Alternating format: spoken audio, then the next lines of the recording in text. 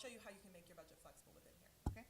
So the first thing you need to figure out is like, what am I going to make? What money am I counting on? My ticket sales money, my crowdfunding money, grants or single donations, ad sales. Say you have a program that you're printing and you're able to talk to your community center and they're like, you know what, I'm going to give you $500. Would you give me a thank you in your program? You know, there's things that you can do. And when I'm talking $500, that's a lot, right? Somebody might say, I'll give you 150. I'll give you 50. You know, you can start to think of these ways that you're going to be able to make that money to make your show work.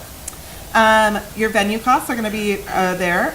You can talk about your base rental. Sometimes you have to rent people out at your bar. Like sometimes when you're making your venue agreement, they're like, there's this and this added fee if you need to pay somebody. So you can put those in those two separate categories. Some people put it all in a package.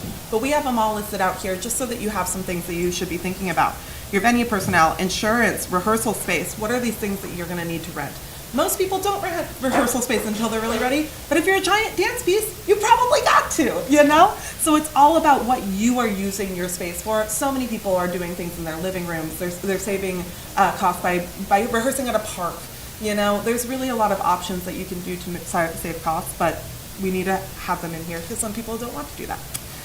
Personnel, are you paying people? You know, quite often people don't. Quite often people do.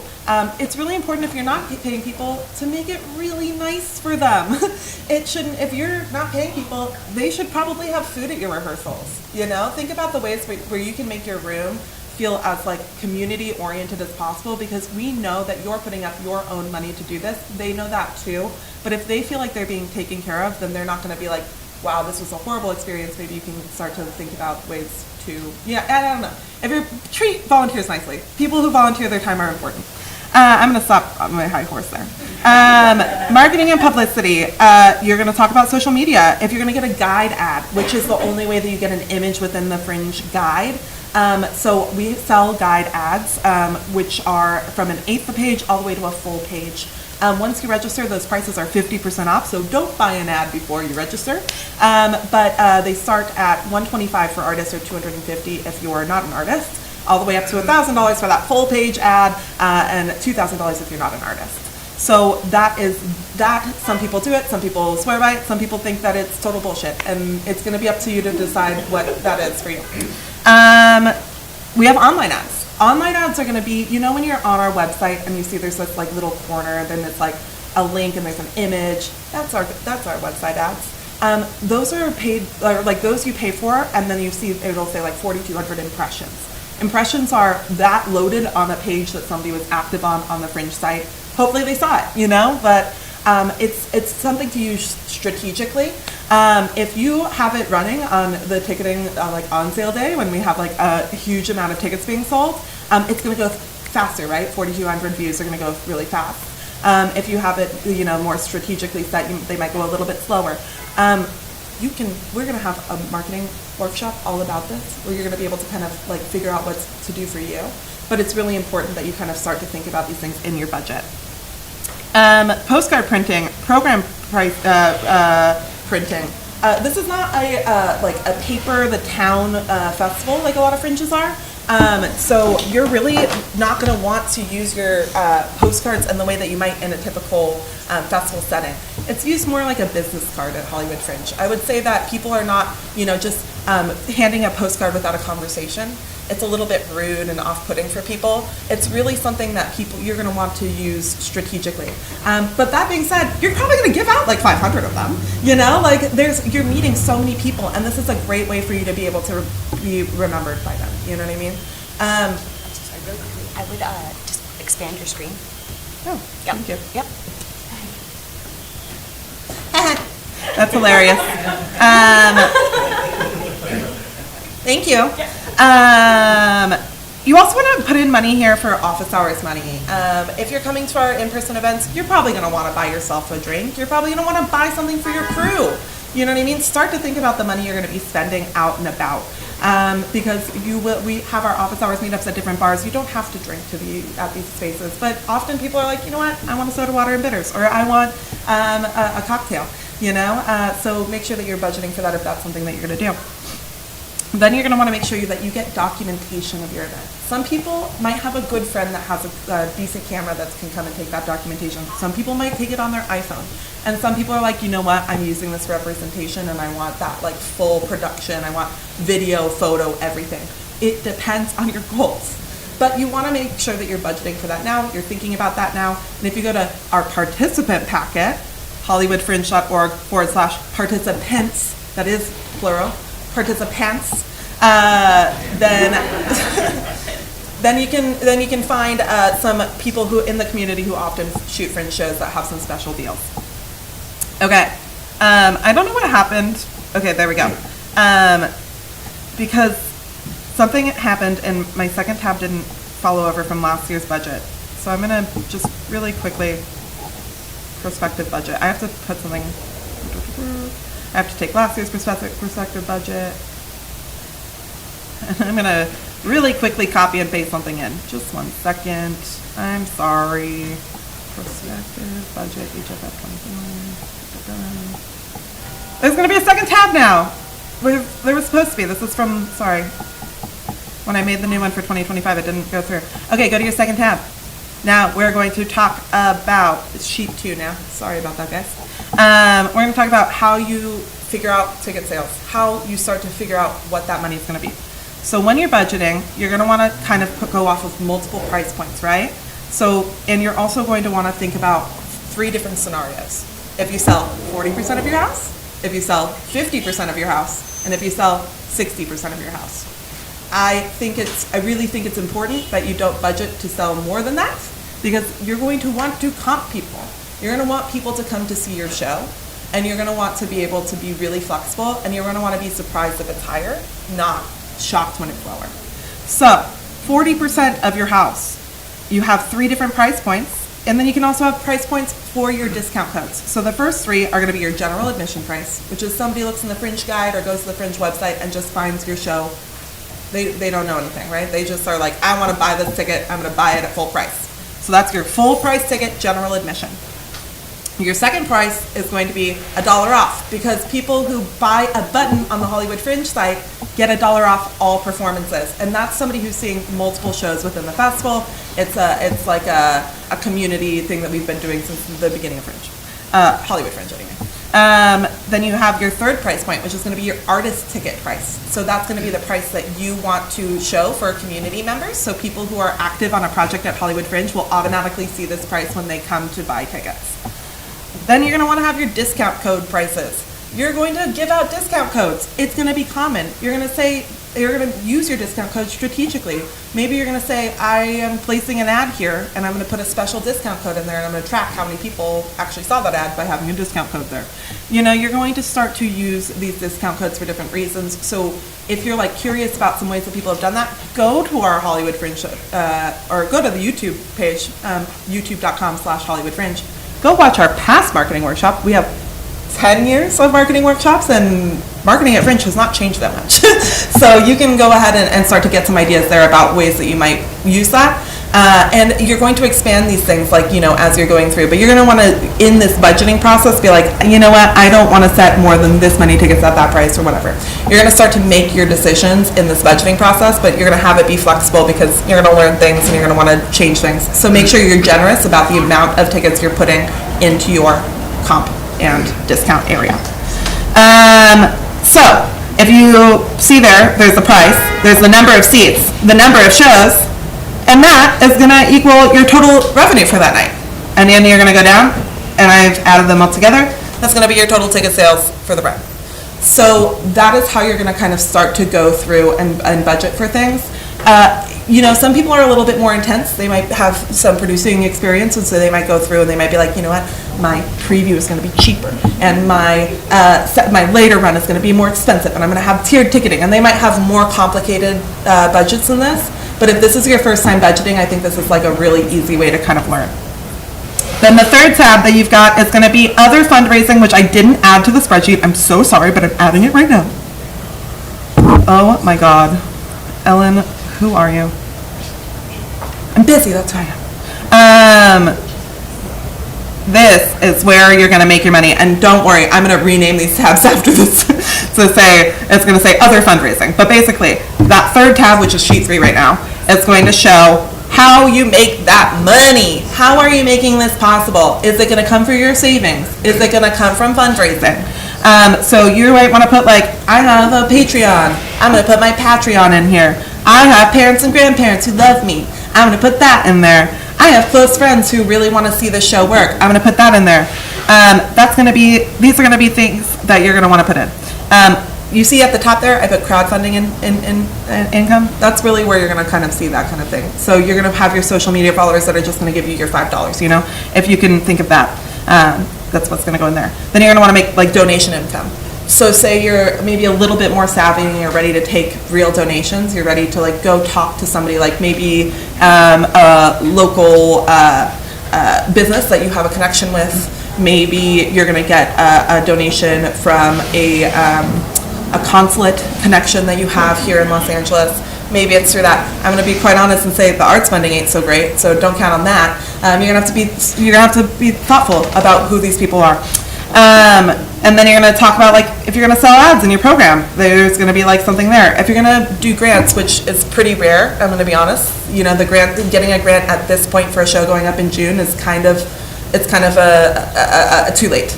But what you might be able to do is get, you know, money from an organization that is like-minded to you. You might be able to get into their like oeuvre for next application cycle. You might be able to use this to get the documentation necessary to apply for that grant to take your show on the road. You know? So this, I love that. So fun.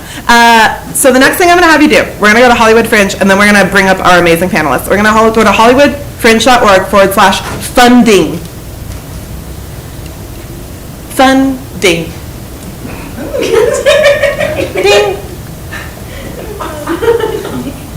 How do I pay for it? How do I pay for my Fringe show?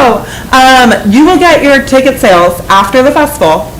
A day after the festival, we email you, we tell you how to request it. I guarantee you won't request it on that day, you're too tired. You will get that email and you will request it a week later. I know these artists, there are artists that have not requested from last year's festival, and guess what, we're holding that money for you, babies. Remember, remember that you have to request your ticket sales. You have to fill out some information and then you get your ticket sales. So that will come as that kind of back end. So what are you doing for that front end? You can talk about individual artist grants. Probably late for that, but again, you might be planning for another year. So this is some ways to kind of look for grants. There's some great lists in here of some like starting points for writing grants. Grant writing tips, some like information if you are writing grants about what that language looks like, what is a narrative, what is a statement of need, what are these definitions that you're often asked for.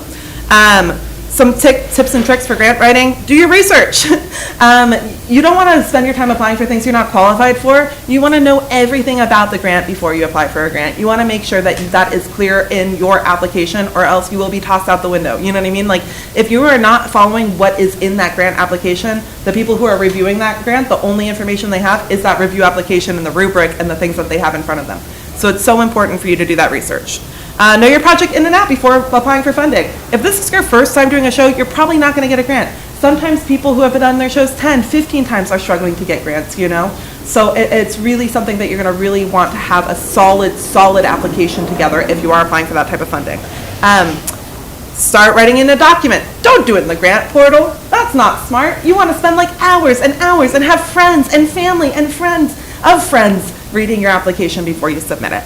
And make sure that you're getting that feedback. There's some grant writing resources in there. Crowdfunding. This is going to be your bread and butter for Fringe. Most people are crowdfunding their shows.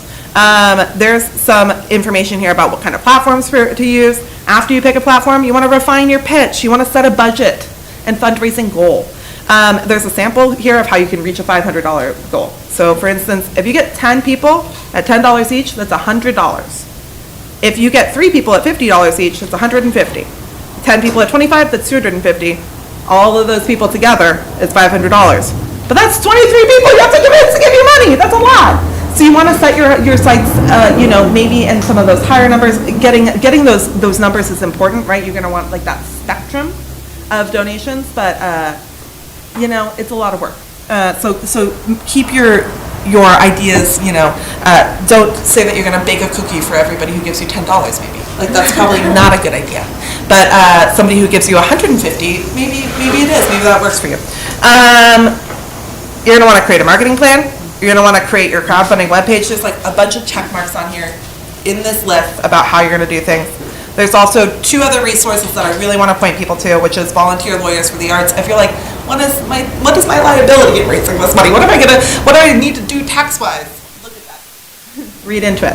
And then there's also Fractured Atlas, which is a great nonprofit. They provide tax benefits. So there's this thing, if you want to apply for grants in the future that are only for artists who have a nonprofit, you can get a nonprofit status through things like Fractured Atlas, through this special, amazing program that they run. And so that's a great thing for you to look into if you are interested in doing grants. Okay, to reiterate, I'm going to close this and unplug it. And now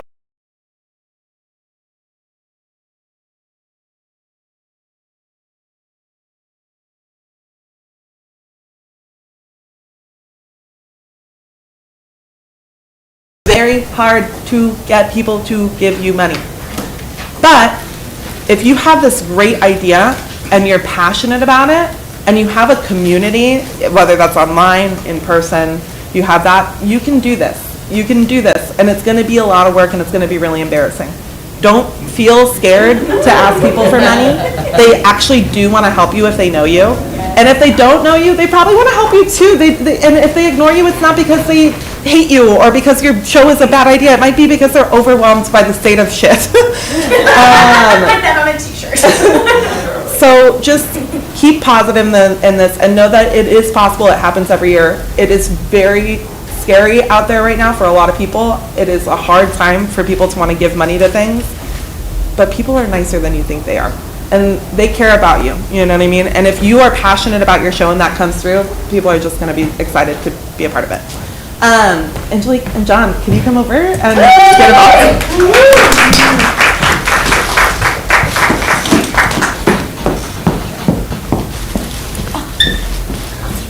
Thank you. Hi, friends. Hello.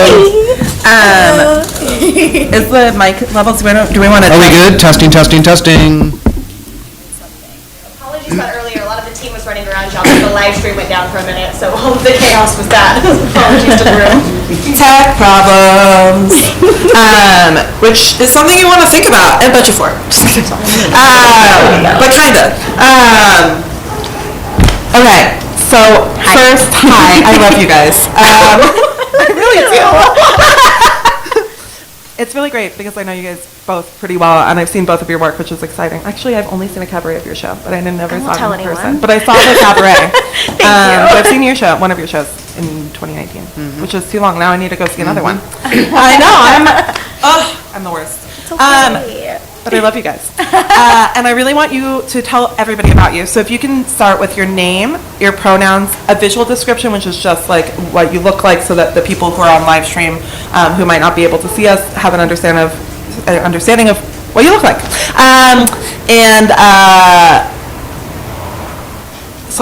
Also the shows that you've done for Fringe and like anything you want to kind of mention about about those shows and like their lives. Cool. Yeah. It's a lot, but that's the intro. See if I can remember it. Yeah. Well, my name's Angelique Fustukjian, she, her.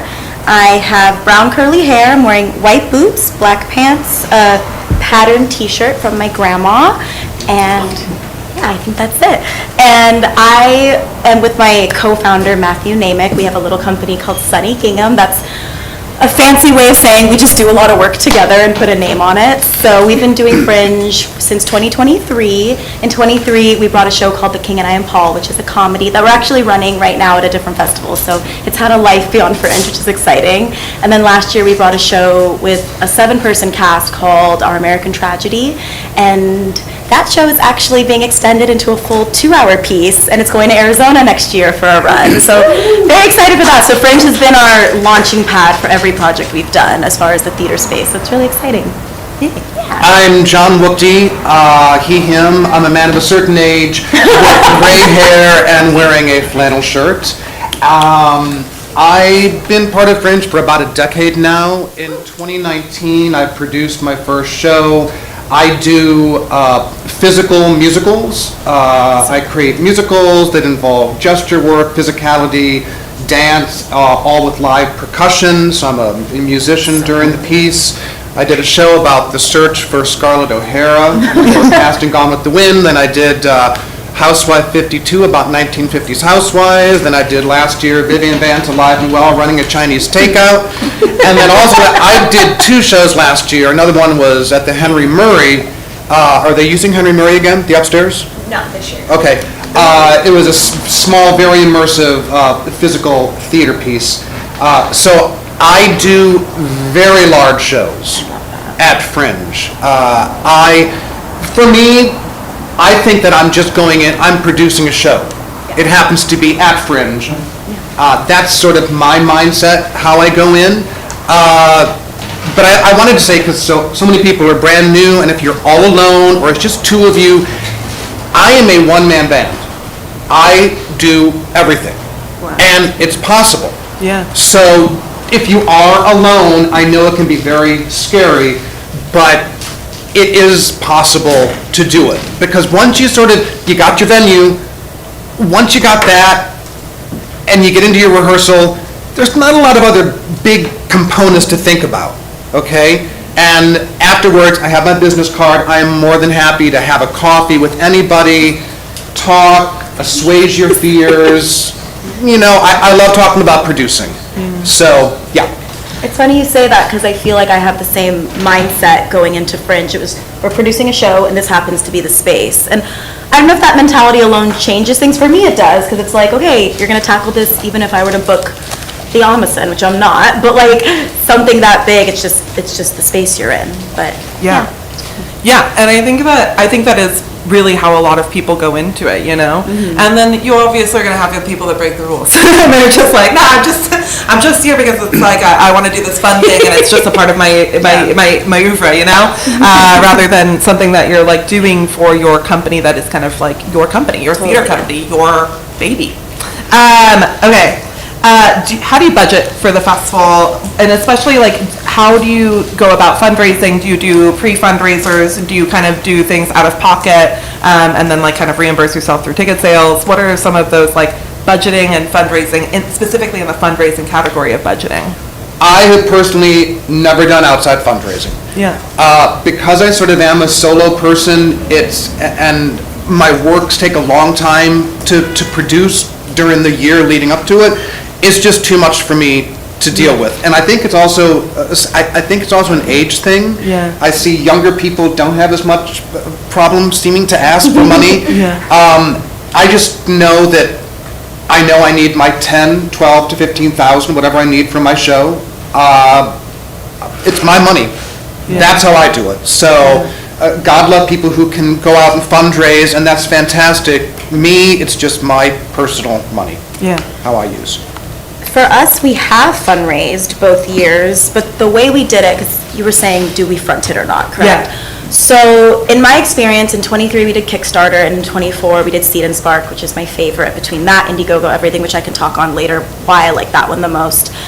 But what we did was, for year one, we fronted everything, so registration costs, venue fees, all of that. But when we set up our fundraiser, we factored in everything that we were putting in ourselves, so that in theory, if we hit our goal, all tickets would be profits. So we weren't hoping for just tickets to pay us back. We were hoping that that would create a nest egg, which is ended up being what happened. So 23, it was just Kickstarter. 24, it was Seed and Spark with an in-person fundraiser as well, which I think we can touch on later. And then what was nice about that is that we used the profits from 23 to upfront pay for registration and everything, and then the out-of-pocket was, the Amazon purchases, the props, the costumes, the this, and then we paid ourselves back later. Yeah. So then our little run that we just did in January was the first time we didn't have to fundraise because we had enough of a nest egg. So yeah, I guess the answer is yes. Yeah, and I think that it's like, somebody might be like, wow, $12,000. These are huge shows. Yeah, mine was a little smaller for sure. Yeah, John does huge, amazing work. And I think that's what's so exciting is that it's kind of the world is your oyster. And people will really say that, I mean, we've gotten some budgets back that are nothing, you know. But I would say that the average that we were seeing because we do a survey every year from our artists, what people were doing, between $2,500 and $5,000 was very, very typical. May I add in that regardless if it's your savings, if you're going to fundraise, I think something important going into these next 3 months, I feel, know where your money is coming from. 100%. Let's just say it's $3,000. Yeah. Oh, okay, I got $1,500. I'll make the rest of it up. Yeah. That is you are gonna get so stressed. It's not worth when it. that comes to it. So I feel that regardless of where your money's coming from, know where the base amount of money is. Know you have that money. Yeah. Going into it, don't think, oh, I'll make it, I'll get back ticket sales, because then when that doesn't happen, then you're in a really bad place. And I wanted to, the venues are fantastic. One thing I would like to say, when you get the notification from your venue, pay them right away. Don't ever have a venue come knocking saying, you owed us money 2 weeks ago. So that's really important, because the venue money, no one can get around that. Everyone needs that money. That's part of your budget.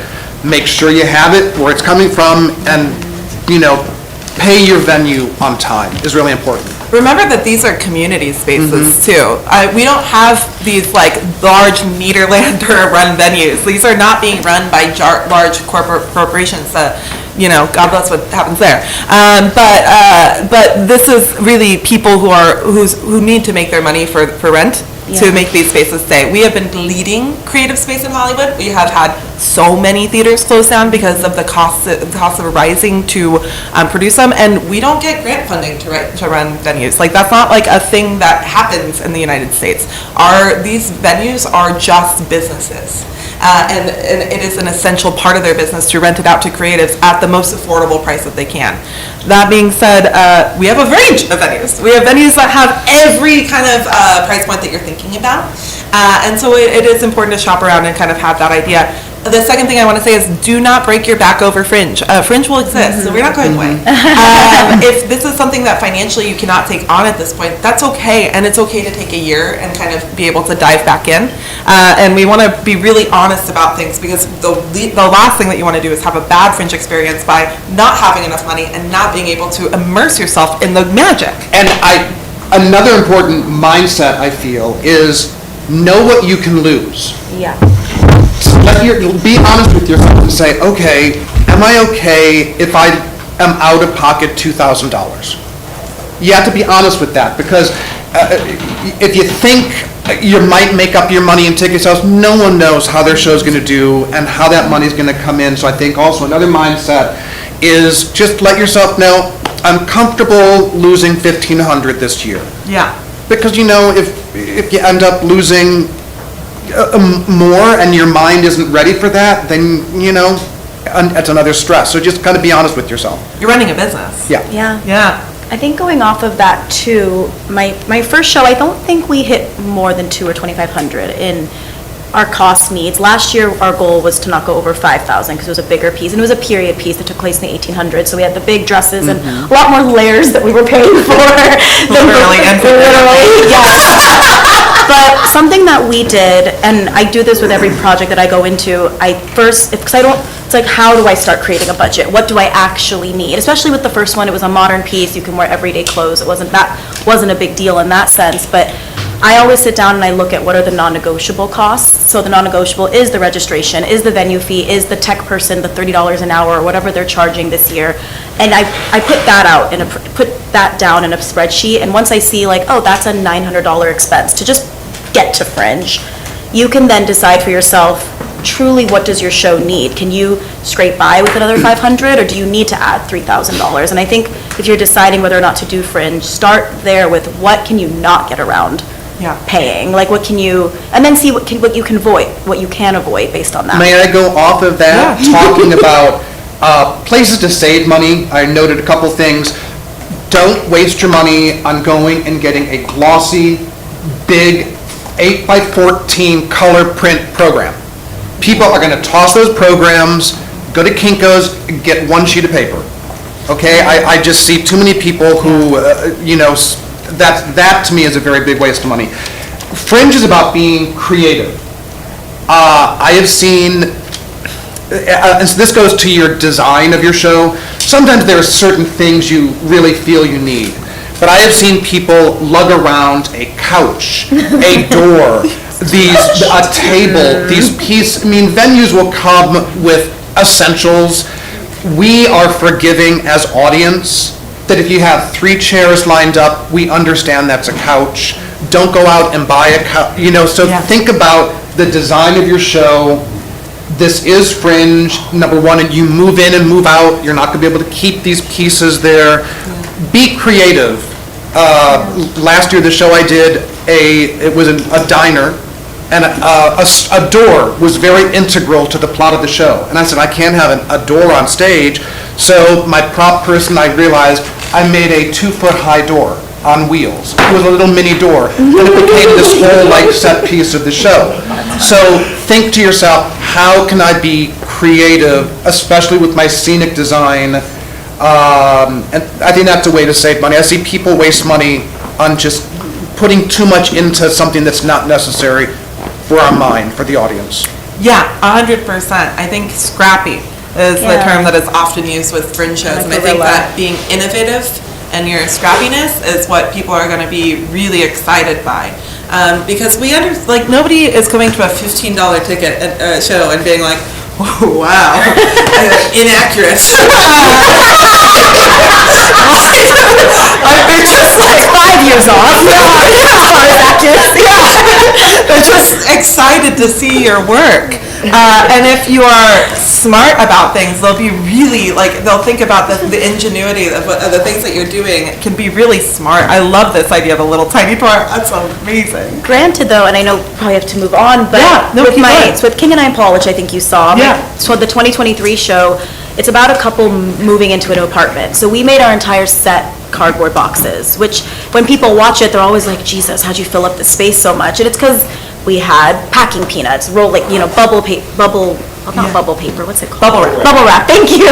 Bubble wrap, cardboard boxes that we could just keep in our trunk when we weren't, running. And so also I think, I agree fully with you don't need to have so much fluff, but sometimes we always joke that show is fluff. So it doesn't hurt to also push yourself. If you want a full set, how do you make it work for you? Because our backstage is our cars. So being realistic with that, and if scenic design is so important to you, then where are you going to pull back to make the show doable? Because if you're going to go at 100 everywhere, it gets to be a challenge. But if that's so important, cool. It was important to us, but how did we then save costs elsewhere and save stress elsewhere? Because you're right, it can't be lugging a couch up and down Melrose. It's exhausting. And some people are aesthetically driven, right? So some people in their creative process, that's really essential to them. But then maybe don't have 3,000 cues and also a huge set and also have this.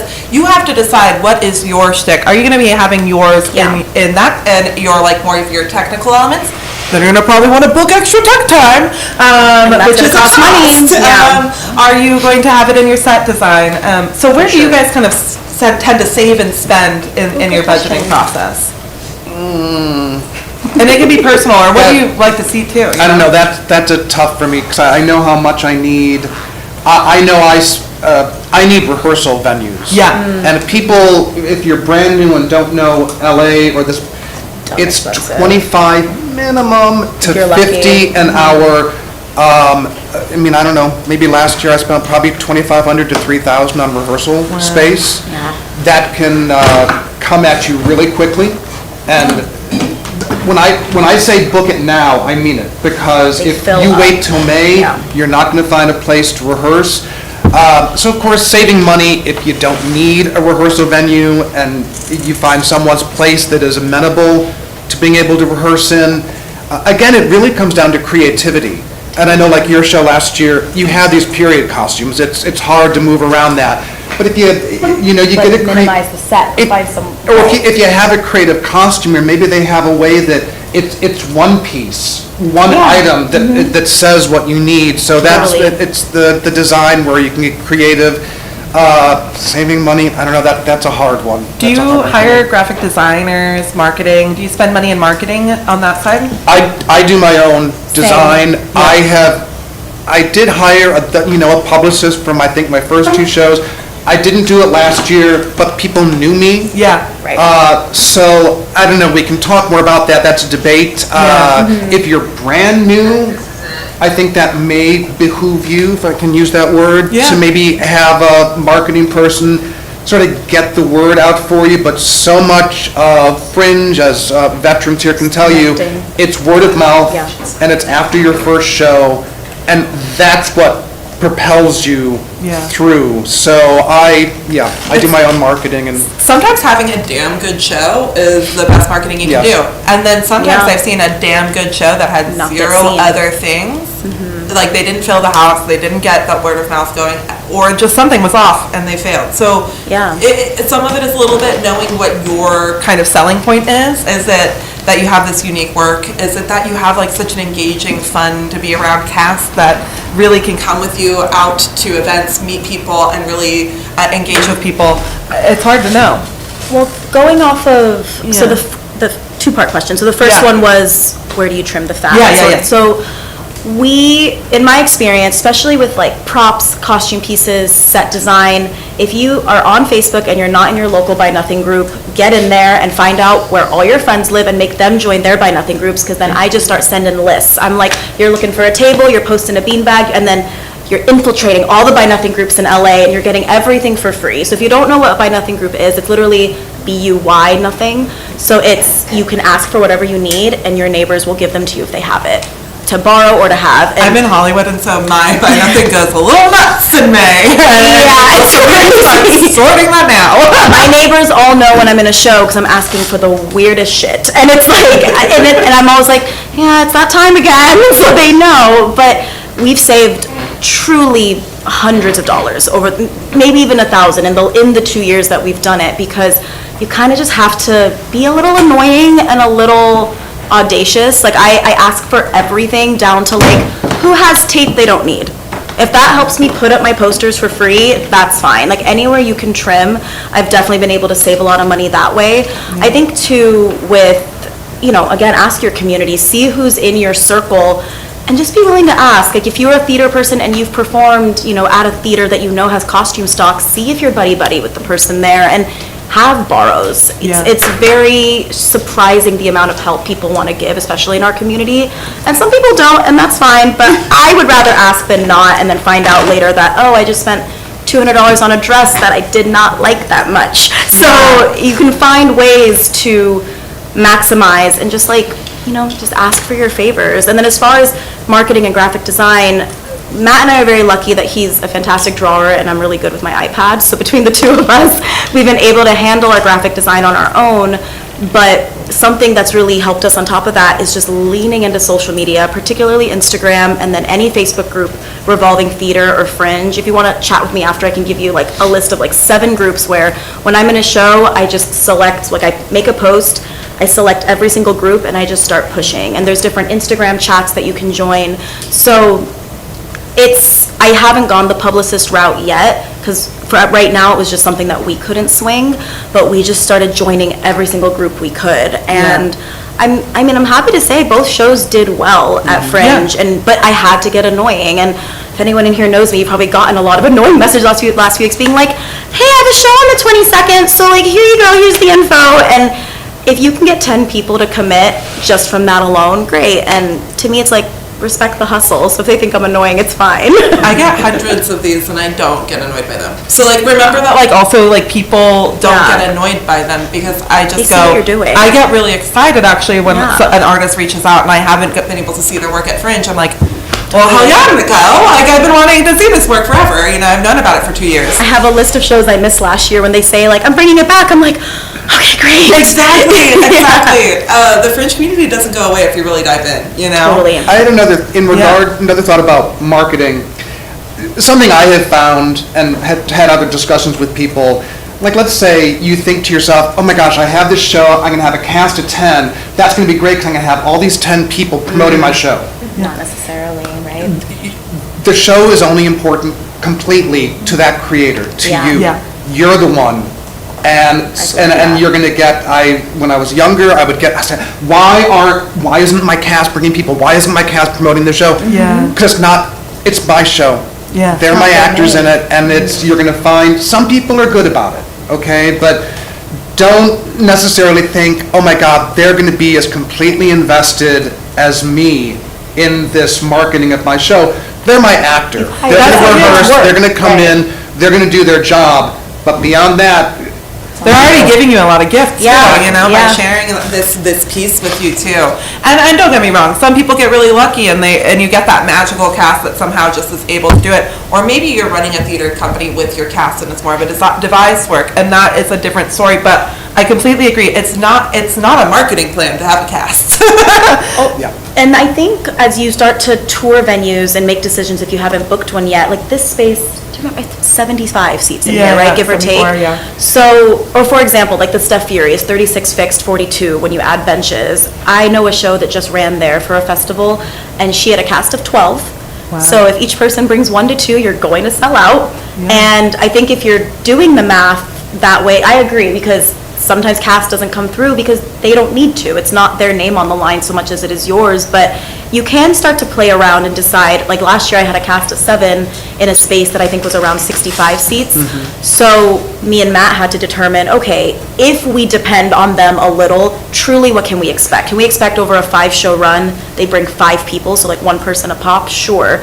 And you're guesstimating for sure, but you can do it that way. But if I'm booking Eastwood at 99 seats, which we got extended at Eastwood, it was a very hard sell for the extension because right. we maximized all our favors in June, and now I have 3 more shows in late July. So, and obviously that's just how the cookie crumbled. That it is what it is. But you can, when you're looking at venues, be mindful of how big your community is. How many, like, do you like the person at the coffee shop? Do they like you? Like, how many people are you truly going to reach out to, and how many people are realistically your cast going to reach out to and determine? And don't think, okay, it's between these 2 spaces. This one has 50, this one has 99. Let's go with the 99 because we can get more audience. It ain't going to work 100%. that way.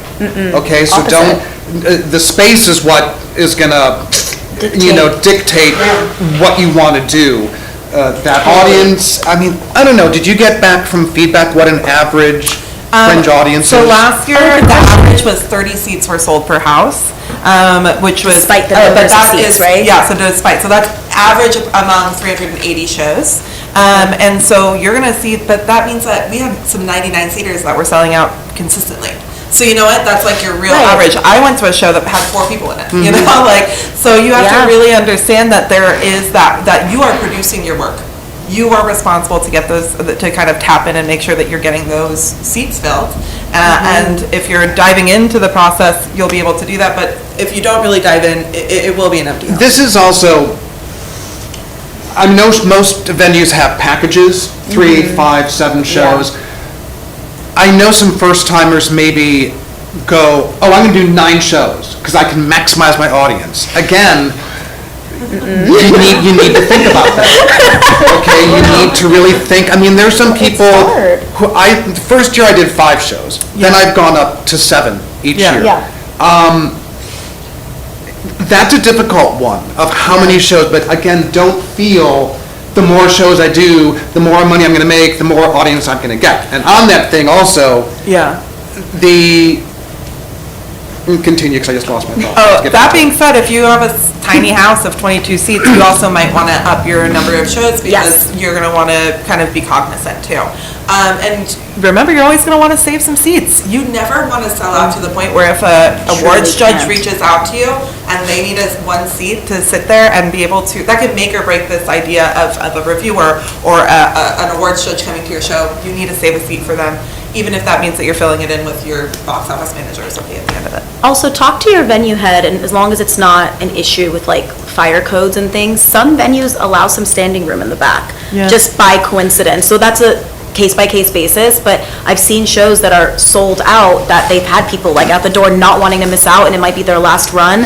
Sometimes your tech person, who's likely one of the people also running the venue, whatever, they might allow it as long as it's safe. So it never hurts to ask. Know what your overflow is going in, 100%, so that you can plan around that now. Because that's also a part of your marketing plan, right? It's great to sell out. Selling out gets your name out there. It is such a 100%. great thing to be able to say, I've sold out 2 shows, and it helps you sell out those other ones, where it's really They hard to think they're say. missing out if they haven't seen it. Whereas Yeah. if you say, I haven't gotten any audiences, guys, I'm really struggling, it really doesn't sell your show well. So I would even say, if you are going through that, please feel free, you can talk to your friends about it, but I've seen people go around and make Winky that their ones little. narrative, and I'm just like, this is not helping you right now, because you're going around so negatively that I'm confused. Is your show not that good? And then I go see the show and it's fabulous. And I'm like, maybe if you had said, oh man, you know what? I did a little bit of mess up on those first 2 runs. Let me make sure I'm still just diving into that marketing plan. Don't give up, Ticket price is what my mind was going to. Yeah. Again, first timers, for me, Yeah. if a show is over $15, I won't even consider going to it. I just won't. Same. Because, I'm going to see 20 or 30 shows during the run of it. Don't think that the higher ticket price, I'm going to make money back, and that's another, you don't go into Fringe to make money, or potentially even break even. Now, there are shows I'm sure that do. If it's a solo show, 2-person show, it's very minimal, you do really well, you'll probably break even. But you can't go into Fringe thinking, oh, we're going to go make some money. Yeah. Or, Right. and so don't. I don't think you can go into theater right now. Be very careful with your ticket pricing. Yes. And, because know that people are seeing multiple shows, okay? And like we talked, I do a tiered. Yeah. My first show is always completely pay what you can. Then I think I do 10 or 12 for the next 2 shows. Then I move up to 15, closing night is 20. So I do a sort of a tiered. And I think that's super smart, right? And I'm not stingy with comps. I know, I knew some people last year who I felt were really stingy, who were charging $25, who felt a discount was $23. Yeah. That's tough, okay? So, I don't know, so think about, oh, I don't know. I'm just kidding. No, not me. I'm joking. So it's, it's about, I mean, for me, and I think a lot of us, Fringe is about getting your art seen, Yeah. okay? I don't want an empty seat. I want people to see my art. I mean, of course, we want to make a few $1,000s on ticket sales to offset things, but, be open with that, about, when you're going to do a lot of comp swapping with people. Okay, you're like, can you come see my show? I'll come see your show. Make sure you honor that. Yeah. I know it can be hard when you keep giving out your card, but make sure if you honored someone to come see, because They need people. that review. And then you too. get to also go see that show. I mean, a big part of what you're doing is being in a summer camp for artists. You're going and seeing as much work as you can, because you're really learning about what is this year of theater looking like in Los Angeles. Yeah. What are people talking about? What concepts are being gone out there? What is my inspiration for my next piece? Who do I want to collaborate with in the future? And as an artist, you learn very quickly. You get inspired. Yeah. You learn how not to do a scene change. You learn what a good scene change looks like. You learn about dialogue. You learn about direction. You learn so much from seeing the good and the bad of other people's work. Yeah.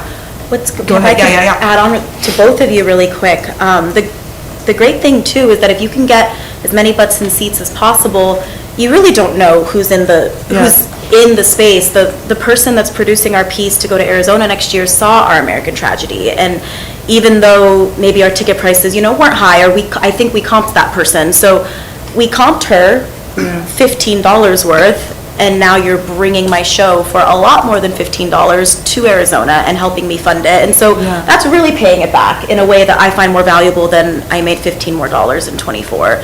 So that to me was worthwhile because it got our show's name out there. And then going off regarding ticket pricing, if you are coming into Fringe a little bit with the business mindset of I will not make my money back, or I will definitely profit, I've also been that person, and it is important to me on the financial side of it to at least break even and profit a little bit for next year, whatever. That's just how our business works. So with that said, be mindful of your ticket price because it always looks really nice when you can offer a good discount. So first year we did $12 a ticket, and being naive, we're like, if we can make $12 a ticket, this will be great. Plus we lose some money to comps, to this, to that, it's fine. Later realizing, oh, discount codes are a thing.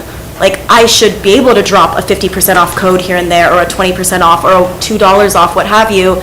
And now that number's not close to 12 anymore. So my instinct now is to go 15 and know for a fact that the world knows it's 15, but I only want 12, or I only want 10 or 8. And so you look really cool online when you can drop a massive sale because you're hooking up your friends, but you're also taking care of yourself on the back end. So don't be afraid to be savvy on that side of it. I'm very lucky. My birthday is during Fringe every year, or it's like it lines up with previews.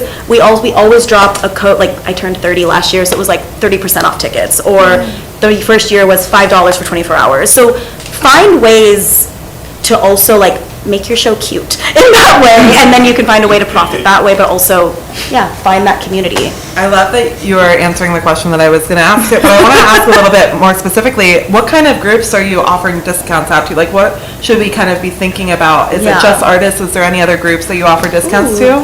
I've offered codes before to theater companies that I've worked with in the past as an actor. So, for example, I think maybe we offered Conundrum Theater Company, a code last year. And whether or not you promote that is up to you, but you can also keep it on the back end, being like, you email whoever saying, hey, for anybody that works with you, please use this. The YMCA is where we did all our rehearsals last year with Burbank, so we offered the YMCA, like anyone that's a patron there, if you want to come to our show, here's really affordable tickets. So finding ways to partner with brands and people in your community. It doesn't need to, for me, it doesn't need to be artist specific necessarily. Yeah, I would send AMDA a message, because I've used actors from there, and I tell the guy, and you can have multiple codes, so then you can track. 100%. Now this is something I also do, I like that. And everyone who auditions for my show, if ultimately they don't get cast, I comp them to come see the show. The actors who, it's been few and far between, because I know we're all very sensitive if we don't get cast in the show sometimes. But I reach out to, so all of my actors who I've ever worked with and who I haven't come to audition or call back, they all get a note when I'm going to do a show that there is a comp waiting for them, because I think that's important for actors. Yes, theater companies around town. Low-income communities, whether it's comps or otherwise, And if you have a show that has, a friend did, Gail, she did a show that regarding cancer. Patient 13? Yes. Yeah, Patient 13, 23. With mushroom therapy. So she kind of got hooked in and got into a newsletter with there. So if your show does have a niche, okay, that's you're going to want to maybe try those organizations, maybe get part of in their newsletter on their website, something like that. Yeah, and it also, what businesses do you connect with? Where do you go often? What are the places that you're regularly going to? Is there a coffee shop that you frequent, or a restaurant, or something that you know the people? I had a group from Starbucks come. The men were always sitting out front all the time. They saw my T-shirt, and I gave them the thing to the show. A big group of strangers from Starbucks came to the show. Nice. That's really cool. I think that's what it is connecting with your community. You're going to start to learn through Fringe who is your audience, who is interested in your work. And you do get that patron list at the end, so you should utilize it. This is you starting your theater company or bringing your theater company to a new level. Let's talk about marketing a little bit more. That's where we're kind of on the budget, on marketing budgeting. Is this a large part of your budget, a small part of your budget? Do you buy ads? Do you not buy ads? And I'm talking about social media ads in different programs, the Fringe Guide, any of these types of things. I feel when I looked today, I spent $875 last year on marketing. That was some postcards. That was David filming my show. That was someone you shot my show, so that's money for photos and video of the show. I didn't wear it today, but I am big. I've always had a T-shirt for my show. Slowly, it is the easiest form of advertising. You're literally a walking billboard more and more, I keep seeing people do it, but I don't understand why everyone doesn't have a t-shirt for their show. You walk into office hours, you don't need to say a word. Your show is on your shirt. Just for you, or merch as well, or just as a promotion tool? You know, people really liked the show, and I didn't think they would, so it became a bit of merch, because Yeah. it was a very unique shirt. Cool.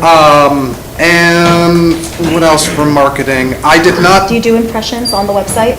I did impressions, I did the physical, that's hard to say the return of you're gonna get, you know, I think, again, it feels like you're doing something, and if you are on the website and something clicks up today, I clicked on Mona Lisa. Just 'cause it happened to pop up, and I clicked on it, and I knew him. And remember, you Not expensive, the impressions. No. And Doable. you have to have somebody see your image, you know, or the marketing Needs to 7 to circulate. 8 times in order to actually click into the link. So sometimes it is helpful if that's a part of your 7 to 8 times that you're thinking of, but it can't be the only. And Yeah. some people it works and some people it doesn't. Yeah.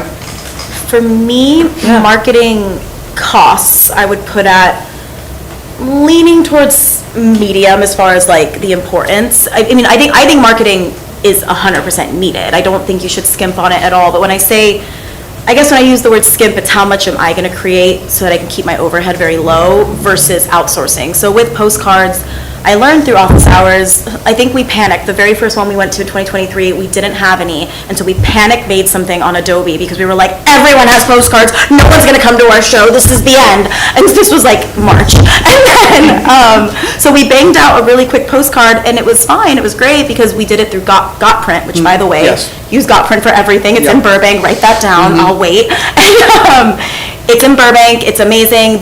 When you go on the website, it's going to look like they have to ship it to you, but you can do local pickup and save a ton on shipping. San Fernando. Exactly. Yeah. It's the dream. It's amazing. But they sell in bulk, so you're likely getting 100 postcards per order. I actually wrote down what I spent on them so you guys could see. So just as an example, like if, 34, it's very cheap. literally for 100 4x6s, both sides, one side was matte, the other side was full like gloss. So one side was the poster, the other side was our QR code for tickets. I spent $22.26 and I'd gotten $6 off with the code. They're usually running a code. If you're gonna go to Kinko's, FedEx, anywhere else, I knew a girl that spent like $200 on some of her postcards, and I was like, don't do that. No. So, and they do stickers too, limited, like they're not super cute die cut all the time, but 250 stickers for 40. So if stickers are important to you as something to pass out at office hours, or every ticket sold, you're getting a sticker for this night specifically. You can find ways for merch to be useful as far as guaranteeing you sell out.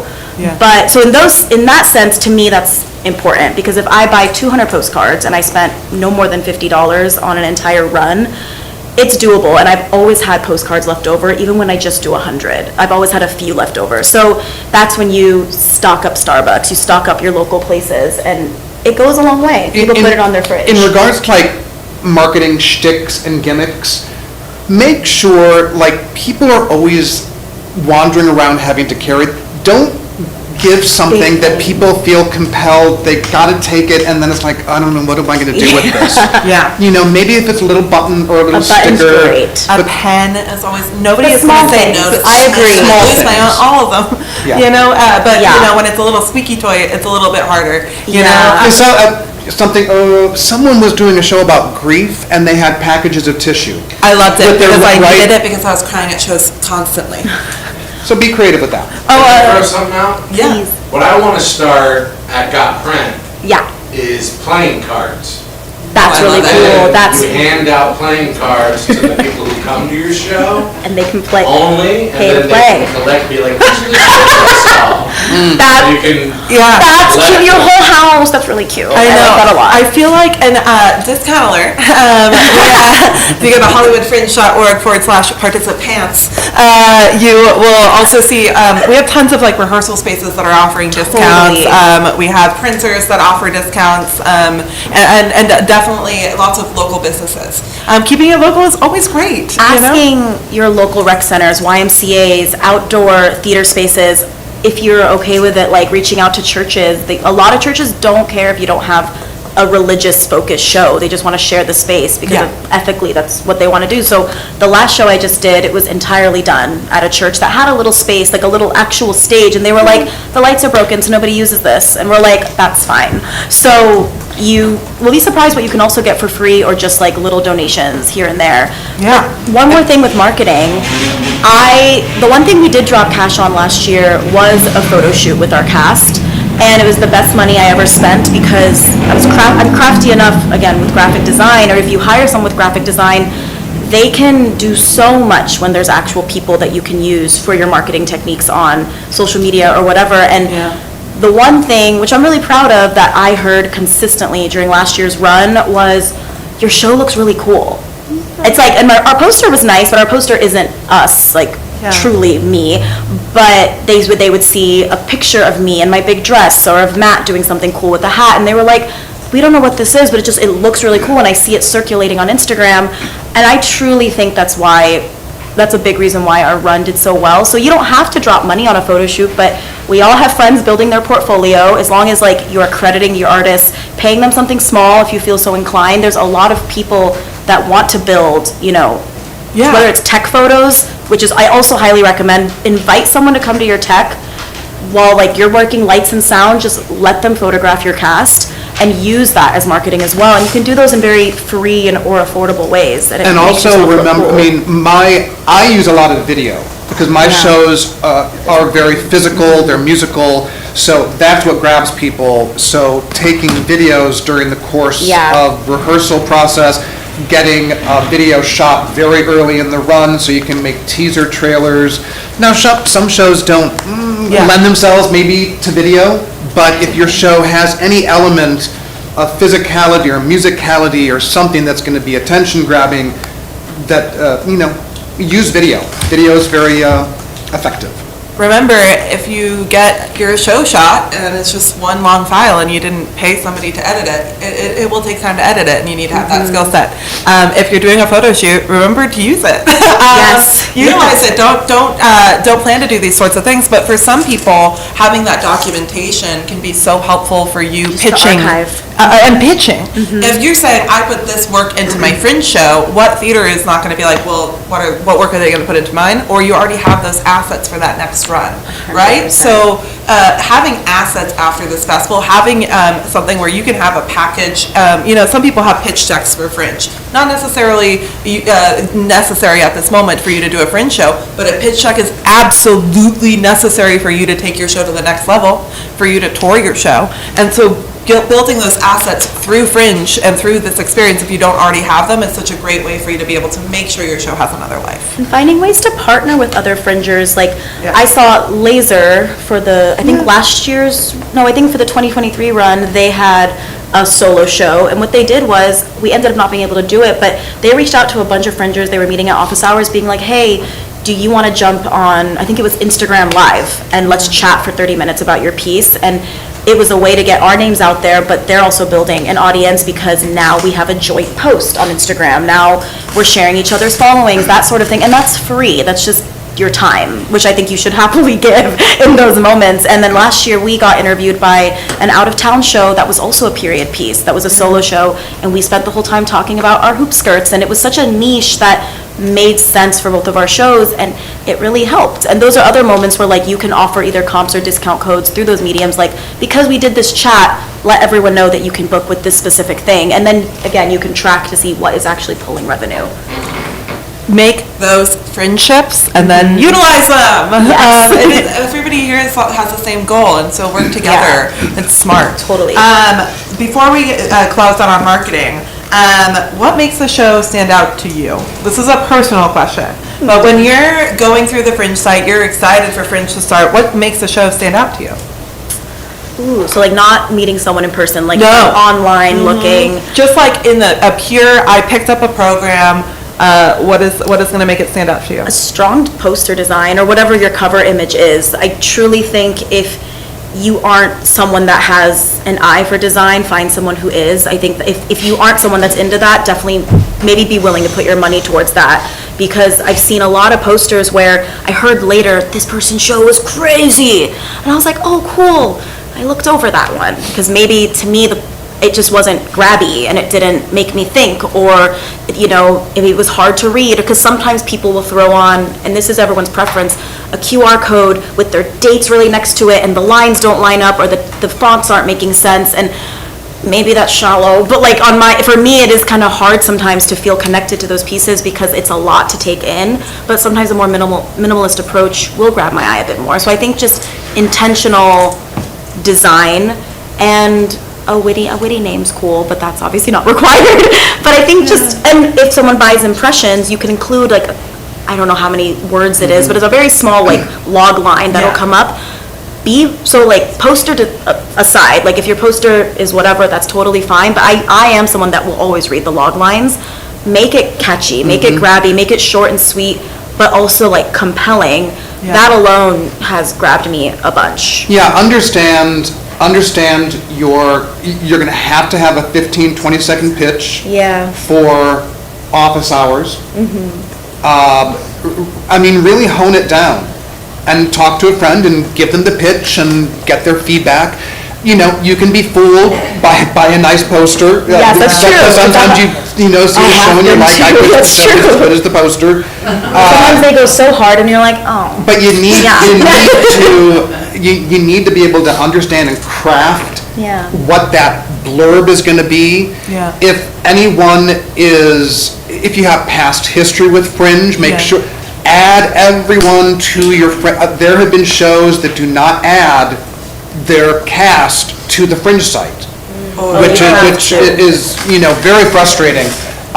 You need to, because then they get our emails. Yes, it's really helpful. Then they get to understand what Fringe is. And you need to, I don't know, it's very easy now and cheap to have a web page.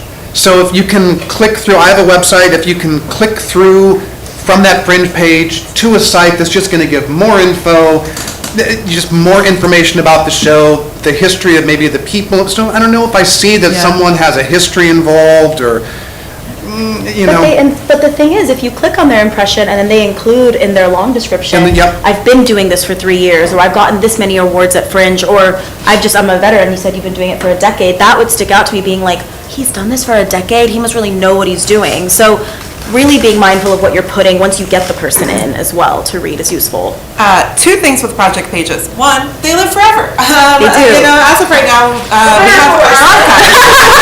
They are live. So it's also great for like that website search history. As you kind of develop your work, you're always going to have that landing page. So make sure it looks good. Have a good image.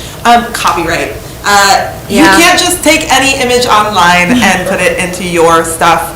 It is your liability if you do get in trouble with copyright at Hollywood Fringe, your participant agreement, that liability is on you. We will try and help you navigate it, but it is really, really, really important that you do not break copyright law. It is really easy to get sued for copyright infringement, and it happens. Infringement. But you know, it's really important that you are not taking other artists' work, just like you don't want them to take your work, you don't take theirs. Totally. Canva is a great resource for people who are not used to graphic design and might not use Adobe. I will say that, you know, there is this sort of thing called like Canva design. Like it can start to look a little corporate, or it can start to look a little bit mass-produced if you're you know, only using a template, not updating it at all. That being said, sometimes it's the best way for you to use it. You know, maybe you're not a graphic designer and you're like, I just need something that looks pretty. That's great, because you're not going to break copyright. Utilize the tools that are within that. Make sure that you're using things in the public domain. If you're someone that is intent on paying for a designer as well, some designers will charge you like per rendering or per draft, and that can add up really quickly. Go on Canva and create what's in your head, even if it's really rough, and be like, make this look good. And then one rendering, one and done, maybe you're good. Mocking up is a key. I learned this. She's right, and it's amazing. Yeah. You can also hand draw it. Often I will like just hand draw. I want logo here, image in the middle, blah, blah, blah, like my dates need to be, like Whatever, visible. yeah. Because I'm a very visual person, and for Yeah. me, visuals are very important. But some people aren't, and some people might not know that, and so just make sure that you provide really clear Yeah. instructions. And discount alert, go to hollywoodfringe.org/participants, and there's some graphic designers that have been doing fringe work for a really long time that are offering some really great discounts to be able to create bespoke art for you if that is important to you. Yeah, I have to reiterate your project page. That really is your calling card. And I have seen over and over again people who have one sentence, or all they list is the writer. Put all of your cast there, get an image, get a picture of the cast. Listen, someone's going to be like, oh my God, he's so cute, I want to go see this show.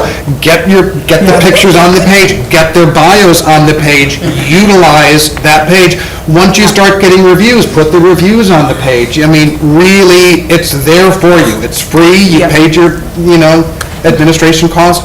Use that page, fill it The up. review element of Fringe is huge, and I didn't realize that my first year going in, but people go to your show and then they get an automatic email of what did you think of The King and I Am Paul, leave a review. And also, you as a producer can personally email every single patron from the website.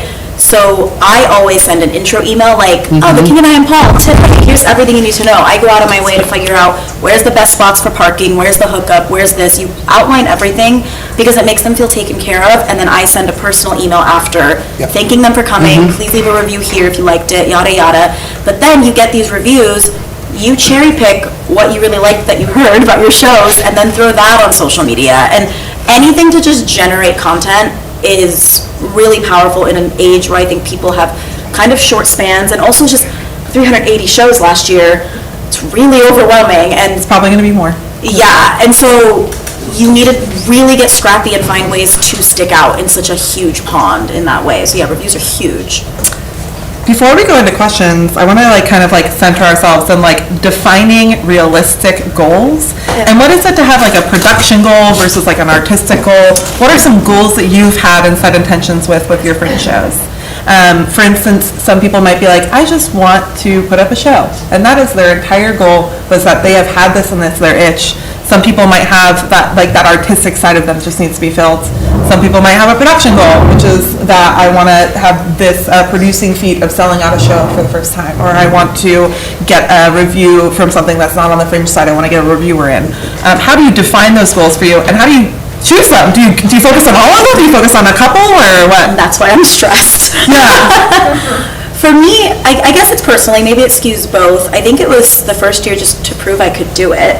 I think I always knew I could, but there's something, you can think something but just never put it into practice. So being thrust into this fringe space, I think, was really powerful. So just knowing that I could do it and, give my art back to the community that way was really huge. And then production-wise, also knowing that because for example, I've never been repped and I'm 30, so it's that's a me problem partially, but things like that, it's oh, how am I not repped yet? How am I still a nanny? How am I this? How am I not doing what I want to do full time for money yet? Which is what everyone I'm sure is thinking. And so it's I'm sick of that. I want to do it myself and carve my own path. How do I do that? Oh, I've heard there's this thing called Fringe, which I was following Fringe just literally based on your guys' little lamp posters. I was that's a thing I'm going to look at next year, and then it would pass. I'm going to go next year, and then I never went, and then COVID happened, and I thought it was never coming back, and then it came back. And then it was okay, I have to do it now, or not at all. And so for me it was, okay, if I'm not going to if no one else is going to make my life work except for me. So I don't know if that's production or personal, but I think it was I have to professionally take charge of my career, and personally this is how I'm going to prove it to myself. So I don't know if that answers. I think mine has been all about my artistry. And back in 2019, over the years I'd always had I would create simple a cappella tunes, and I just said I think I want to write a musical. And so the first year it was 5 songs. The next show I did, it was 7 songs. Last year it was 9 songs. I've expanded the musicality of my pieces. The second show had an ensemble. I always have live music, had an ensemble of 3 musicians. But then last year, and that was very expensive. Yeah. Paying musicians. Musicians are going to be the most. So then last year, I said, you know what, this show can survive on just a piano and me on percussion. Yeah. And that's what we did. And then at the same time, I had another idea for a show. I didn't want to wait for another Fringe, so I did this. I set a small experimental workshop. It ended up being a full show anyways. But that was an exploration. I wanted to keep exploring this live percussion and gesture work that I was doing. So that's what that piece was all about. So for me, it's all about artistry, and I really want to go out into that big world and produce a show. But it's so frightening because at Fringe, you have a built-in audience. Yeah. Yes. Okay? Yes. So that's the big leap, is going out into the real world, and you don't have that built-in audience yet. So that's why we've had talks about, I feel like I've come to a level, and I'm like, I think something is next. Yeah. But for me, it's all about the artistry. There's also an abridged cost with Fringe. Yes. This space is going to be way more cost-effective for you in June than it will be any other time in the year. And I think that was also, I guess, production-wise, a big goal for me. It was, if I want to produce my own work for the first time, how do I do it and not go broke? Fringe seems like the first good place to do that, to see if it works at all. Percussion, gravel dancing. And dancing on gravel. Yes. No, I love this. I think that it's really just so exciting to talk to you both. You're both so talented. I want to open it up to the room for questions. And that's why Haverty's coming on all over. And so if you are going to be asking a question here, start your marketing now. Say, hi, I am this person, my show is this log line, and then ask a question. So you can be like, if you have a working title, if you have a one sentence about what you're doing, start introducing yourself to the community now. I think Haverty looks like he's been doing it. Who is that? I like what's happening. Hi, my name's Dee. My show is My Tiger. It's about my experiences as a mixed-race person growing up in rural Pennsylvania.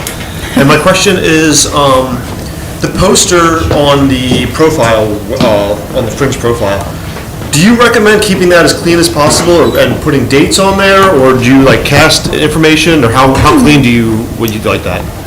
I think if you do, it's fine, but if you have the means to have a version of your poster without it, I don't think you need it, because the tab right next to it says tickets, and then they'll see all the dates from there. I think ours did for Kingham. They both might have. I'd have to double check. It's just, it'll upload pretty either way. And you can also, if you have photos from your show or other relevant images, you can have more than one image on. But the cover one, I think if you have dates on there, as long as it is, lined nicely, I don't think it's a problem. I think most people put their posters up as is, but if, it's fully your choice. I don't think that's a problem. Just make sure, because I know you have the thumbnail, as you're just scrolling the site, you see a thumbnail. That's going to be small. Have that just be a very evocative image. Yeah. Don't try to put all that information on there. When you click into your page, if you want to upload a poster, but all that information is going to be somewhere else. So you don't need all that. I don't think it's as necessary. It gets really so small tiny. because your image shows up on that homepage when you're this big. So while the Fringe is happening, all of our tickets we have 3 rows of the next 3 rows of shows at the time that they're about to come up, so that people can go to our homepage and be like, oh, that's what's next, and go and see it. So you're going to have that little tiny image, and it's going to be like 150 by 150 pixels. It's really small. So you want to have that image be able to show up in 150 and 150 pixels, which is usually just the image, maybe the words. Yeah. Thank you. They won't get it right. Oh yeah, we'll keep going. We got time. Okay, we got here. Hi, I'm Shannon Corvée, she, her. I've got a question about titles. Yeah. Here we go, first time out loud.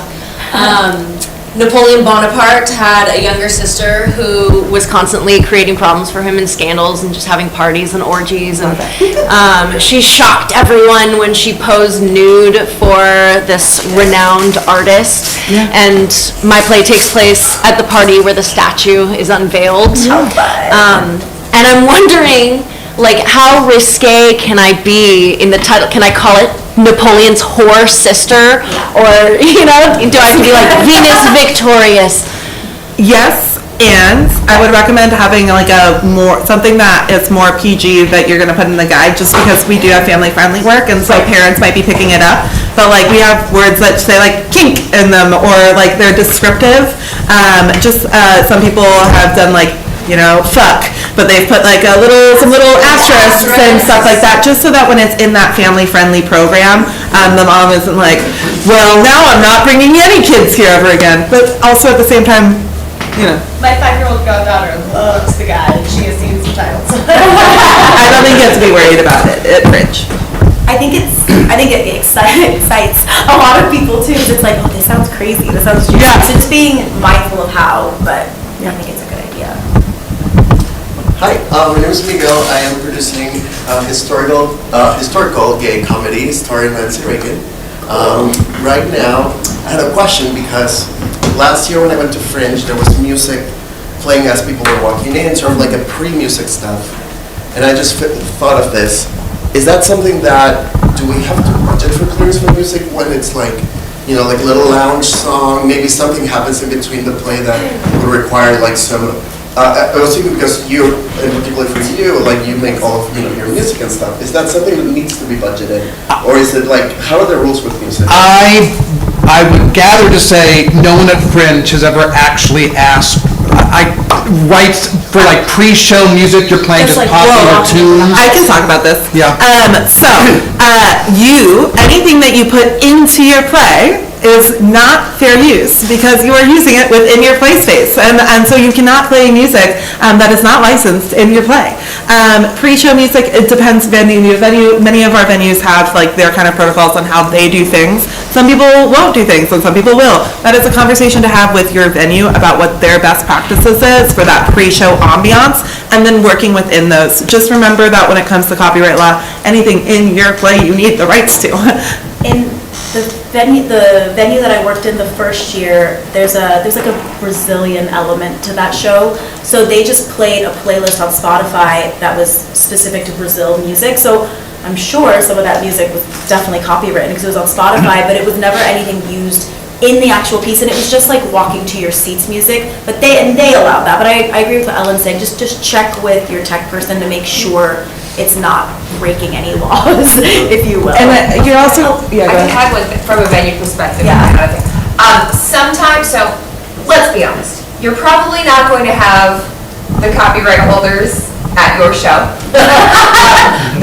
for your 35 seconds of music that you might play for your pre-show, right? But if you are streaming your show, that's where you might get dinged. That's a good point. Because sometimes, because a lot of times we do stream on YouTube or Twitch or whatever big streaming platforms, and then they'll like just automatically like take all the sound out or something like that. So if you're streaming, it's kind of a bigger thing you want to think through. And I also think that it is just really important that you make creative choices. There are royalty-free music platforms everywhere, and they can come in all styles, and sometimes it's just better to just not do the illegal thing. Yeah. Could we go to the next question? I think in the back, and then, because we have in the back first, and then we'll come back down to the front. Sorry, Aberdeen.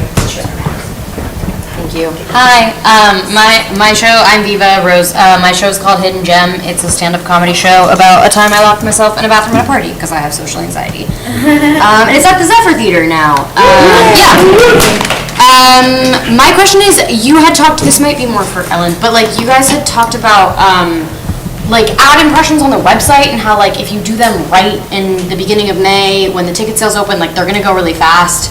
And I guess the question that would apply to you guys too is like, is there a window of time that you have found is like a really helpful spot for, putting those ads out into the ether, like, is right before ticket sales go live? Is that helpful? I think in our experience, we truly didn't do ad impressions until like festival has started. So I think too, keeping an eye on how your sales are going, and don't get nervous that sales aren't going as soon as tickets become live, because truly for me, I see the most movement the day of my show, if not the night before, and it'll be like, wow, we've only sold 3 tickets out of 40, what are we gonna do? And then that day, things kind of work itself out. So I would say, as you enter previews, especially, even if you do have a preview show, just start looking at your numbers, and then I would probably start dropping it in then. I personally wouldn't do it late April, early May, because I don't think there's enough movement personally on the website to, or there's too much movement because everyone, it's just, you want people to see them, so. And then some artists have been like, well, my main audience is the artists, so they say that they want to do it. I would say that we're going to talk so much in detail about ads and marketing at our marketing and dating workshop, but if you want to get a head start, you should watch last year's, or the year before, and you can find all of the dumb haircuts Lois and I have had for the last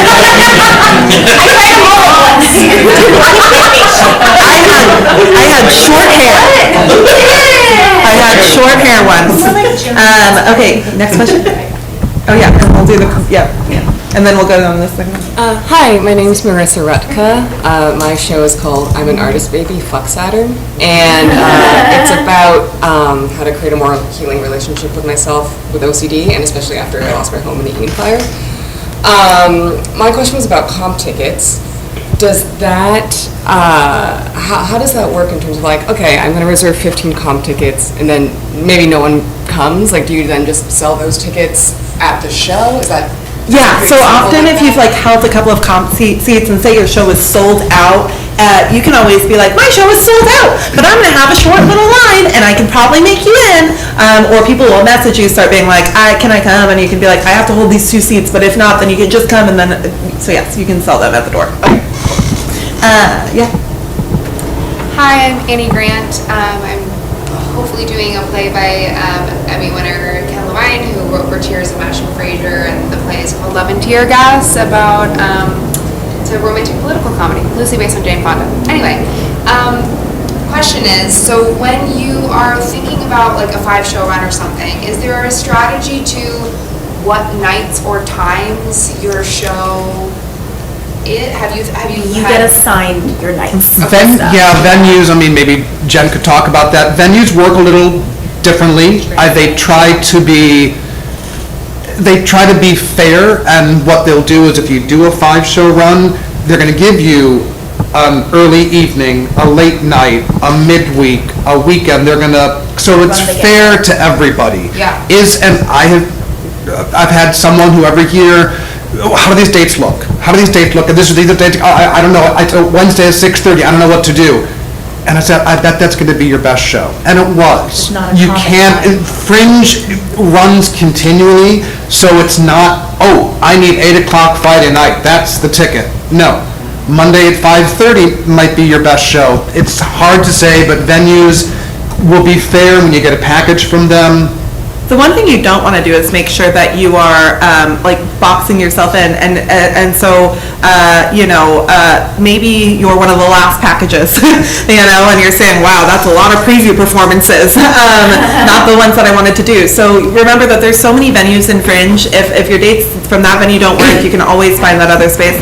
But there's also not a good or bad time at Fringe, especially if you're tapping into the audience, and especially if you want awards judges and you want press. People go on a Tuesday night, because I go to see shows every day during the festival, and every time.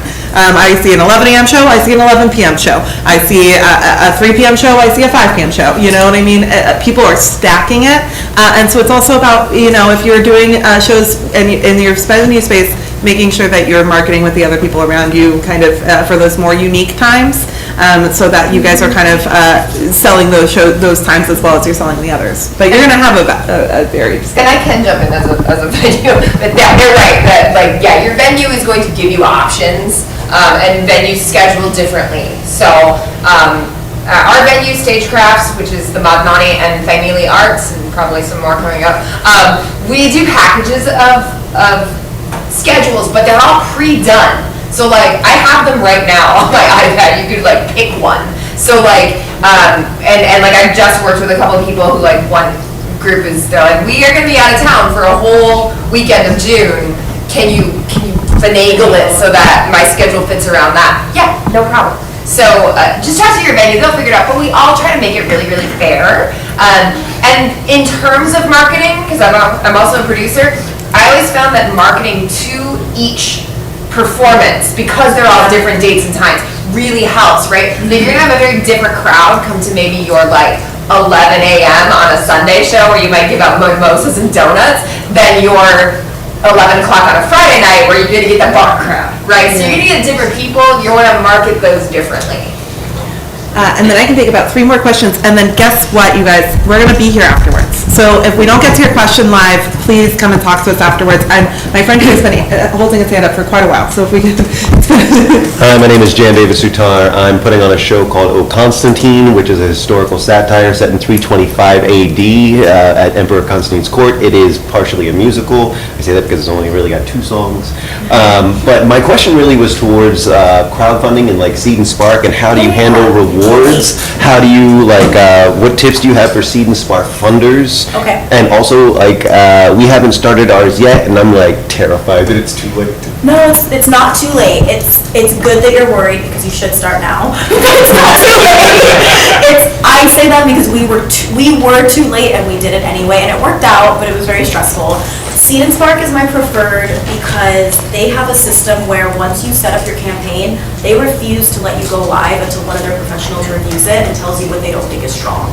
So I think that's a huge perk. That's a huge perk. And it's the first crowdfunding website that actually answers me with a real person. And like you can actually like talks with these people and make sure that because it is an aesthetic thing partially. They will tell you that they even told me they were like, this image doesn't look strong or something. And so you need to factor in time for that because they might take up to a week to get back to you. Okay. So if you're like, I'm gonna go live on May 1st and you submit it on April 30th, it's not gonna work.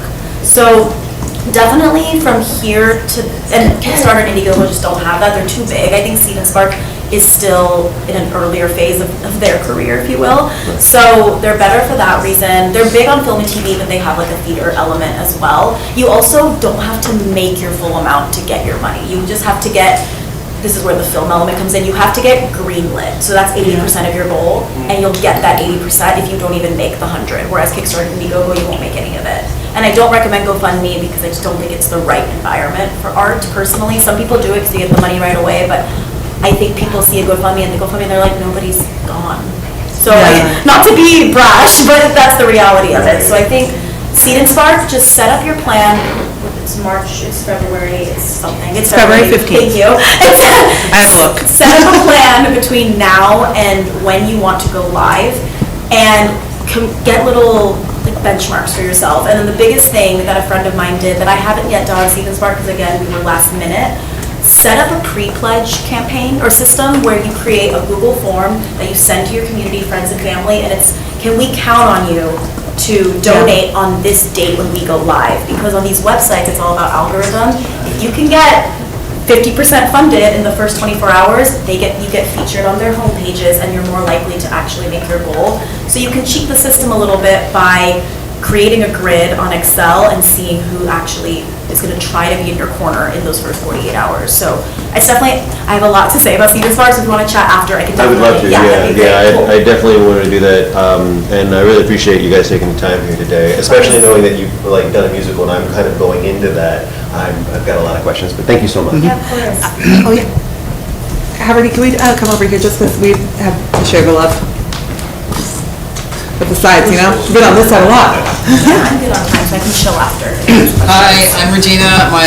My working title is Trans Mom versus Family Court. I'm going to do a short part of my transition when I fought for custody of my daughter, and it was 1995. Wow. And I won without a lawyer. So, I mean, that's a long line. But anyway, my question is two. First one is parking that important to an audience? Because I know some places have more parking than others, or it's easier. And then the other one is proximity to other venues. Does that help drive audience if you're closer to other venues? I mean, you know, the Broadwater obviously has 4 venues, you walk out of one, there's a show just around the corner. It's not So far. that's, and what do you call it, the Madnani is in a different area that's not necessarily people right around them. He's next to Eastwood. But if people, Yeah. but if people want to see a show, they're going to see a show. Parking is it important? Yes. I would, but as you said, make sure you always send an email several hours before every show to every patron who's bought a ticket outlining, go south of Santa Monica, you can find parking there, make it as easy as possible. A lot of people end up Ubering anyways, but parking is always important. Just be really clear where the parking options are. It's about marketing more than just like giving it to somebody, right? Yeah. And if you dummy proof it in the nicest way possible, most people, and I was victim to this too, I had never gone to Fringe, I'd never gone to a theater festival since like high school. So my thought was, I'm gonna arrive, there's gonna be a 15-minute chilling in the house, it's gonna be great. Like, they let you into the house and the show starts about 90 seconds after on average. So understanding that, and oftentimes no late seating is what you're going to run into. So I think really coddling your audience, even if they are Fringe people, and just reminding, assuming they don't know, really emphasizing how early to get there, I think you'll be fine. And I was at the Furies, and it was fine. And then our last question right here. I can always stay for after. Oh, great. Anybody else on this side? Because we're on this side. Anybody got lots of, did you still have it or no? He asked my question. Great, then we have it right here, Jan. Oh, wait, over here. Sorry, Jan. My name's Mary Basmanjian. My show is called Mom, Are You There? Becoming the Mom I Deserve. I did it in December right here in Zephyr. I have another one on the 23rd of March. My picture and flyer is just a picture of me when I was a kid. How do you guys feel about flyers when it's a little bit more personal like that? I love Does that. it sell? I mean, it's a cute baby picture. Like, I think they can be really strong. The show that I want to do for 26 Fringe, I think is going to be a real photo of me for the first time, and I think it's just a matter of still graphic designing around it in a way that's tasteful. So if you have any questions, we can chat. I think that's great. Are you Armenian? Yes. Yay! Me too. Some people do, like you said, graphic design. Like I've seen people do like composition books around their high school photo because it's relating to high school. It still has a vibe. Yeah. It still has that other like designy elements, and then that helps when you have your production photos. You can still have that little logo from your show or that little background that's got that colorful image. That way, it kind of relates too. Totally. Cool. Thank you all for coming. You guys are awesome. This is online. If you need anything, we're here for you. Really quickly before I go, is there anything from the chat? We just got one question from Barry coming in, being like, what's the best way to contact Angelique and John? Because you guys mentioned it.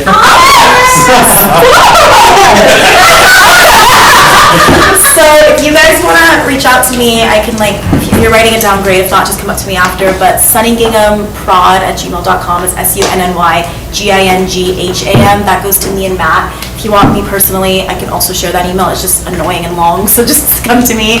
And then on Instagram, @Sunny Gingham for the two of us, and then @TheAngelique with 2 E's at the end for just my personal. How does Gingham spell? GINGHAM. G-I-N? GHAM and then PROD@gmail.com. Gingham, like the red and white checkers. Yeah. Like if you watch Great British Bake Off, the gingham. Yeah. Yeah, you could always hit me up actually through the Fringe site or. Oh right, there's an email system there. Or That's true. kickboomtheater.com has all my information also. These artists are amazing. We're so lucky. Thank you so much for being here. I have a tour scheduled of the Madnani after this, so if anyone wants to join us, we're going to go to Madnani. If anyone wants It's such a cute space. I'm going to tag it, Fury, if you have questions about that space, I can help with that as well. And if anyone has questions about graphic design, I might pitch myself for help. People want help, so let me know. If anyone sees a phone line around, let me know.